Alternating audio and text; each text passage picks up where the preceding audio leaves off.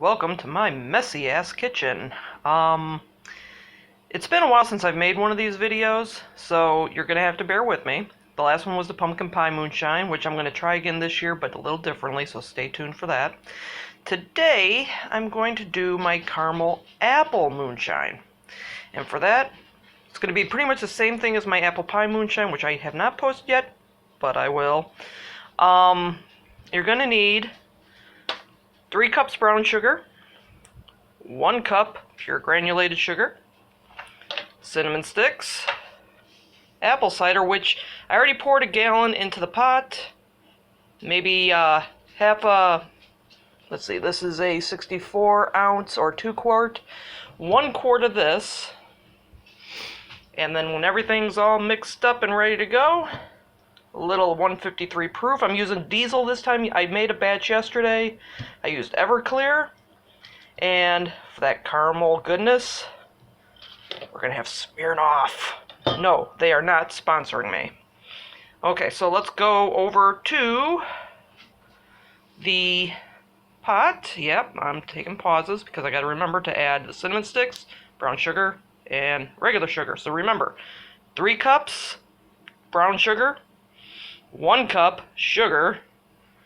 I got a 4 cup so I can mix it all in the same one.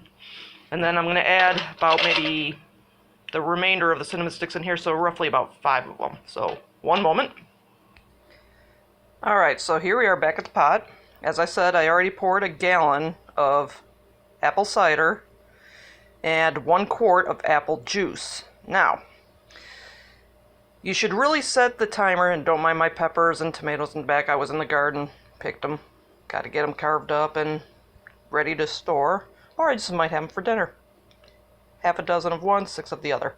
Anyway, I set it for high because you want it to boil, but you don't, depending on who you ask, you really don't want it to get to a full boil. Me, I get it to just to where we can get these things melted or blended, whichever cooking term you want to use. I'm not a professional. So we're going to add our cinnamon sticks. Remember, please recycle. And our sugars. That 1 bag of brown sugar actually filled out the rest of it, so it rounded it out. So you got your 1 cup of sugar, your 3 cups of brown sugar. I'm going to pour that in. Some will pour it after the water starts boiling. Me,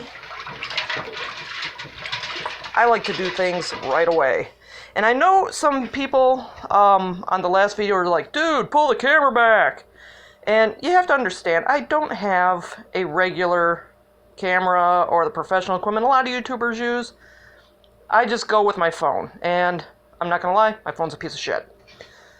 Yeah, this ain't going to be monetized. Not that I have any interest in a YouTube channel that's monetized. Anyway, give it a couple of good stirs. Stir intermediately, or, well, I would say a couple of times really good to make sure it dissolves into the liquid. Maybe do a, I don't know, this sounds like a catchy drum beat. Or maybe I'm alerting the troops, I don't know, one or the other. Stir it a couple of good times, let it get in there. Nice wooden spoon, don't you think?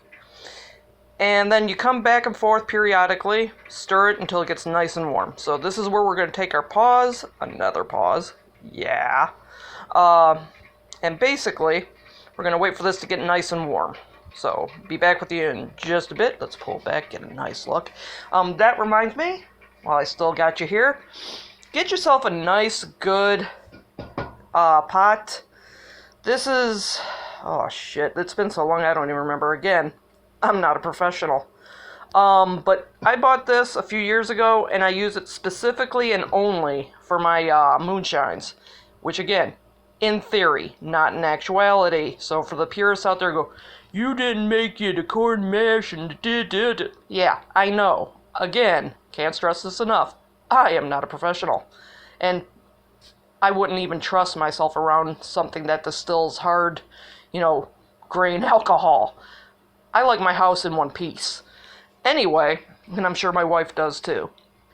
Anywho, get yourself a nice stock pot, or at least one deep enough to accommodate the amount you're making. Since I'm making something well over a gallon, this is the best pot to use. I absolutely adore this pot. It sees a lot of action. Take that any which way you want. Anyway, see you in a bit. Okay, I figured while we're waiting, I'm going to show you. I made this last year. Yes, these will keep for over a year. So if you're like a prepper who wants to make sure when the end of the world hits, you have some hooch, this is the way to go. So, this is the caramel apple moonshine I made last year. I put it in a nice special bottle. Figure while we're waiting, what the hell? Let's have a sip. I mean, it's about 10:30 in the morning here. No, I do not have a problem. But I just want to show you. I told you it's a messy ass kitchen.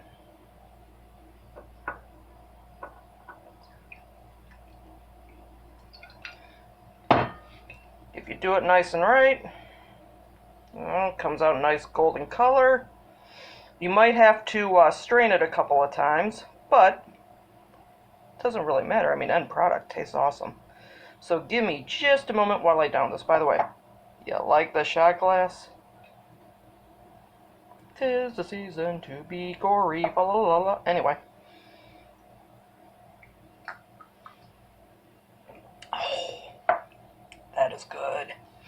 Okay, so one thing I forgot to mention is that once this comes to a boil, not this, no. You can add it when it's warm if you want to, but truth, and I do mean this truth, it'll go down a couple of percentages, so it won't be as strong when you do it. There's really no hard, fast rule to it. I just prefer that the mixture is at room temperature before I add this stuff. That way it stays potent. So, let's go back to the pot. Alright, we're coming back just to take a peek. As you can see, the liquid's starting to steam. Our cinnamon sticks are enjoying their little sauna. And in just a few minutes, we're going to move it over off of the burner so it can cool. And remember, again, I cannot stress this enough, and I'll probably say it one more time.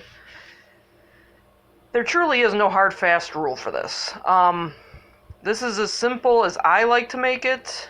If you want to add the alcohol when it's warm, that's strictly up to you. I prefer it at room temperature. Some of the other people say that's bullshit. Some people will say, oh, it doesn't affect it any. If I'm going to add alcohol, I don't want it to burn from 100% to 85%.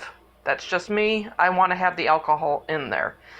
But again, it's all a matter of personal preference. So, in just a few moments, once this gets to a nice boil, we'll slide it over here. Messy ass kitchen. Don't judge. And then when it gets, I would say like after a couple hours, once it gets nice room temperature, then we're going to add the alcohol. See you again in a little bit. I know you're getting tired of hearing it, but hey, do you want to stick around and watch this thing cool? It's kind of like watching paint dry. Anyway, see you in just a little bit.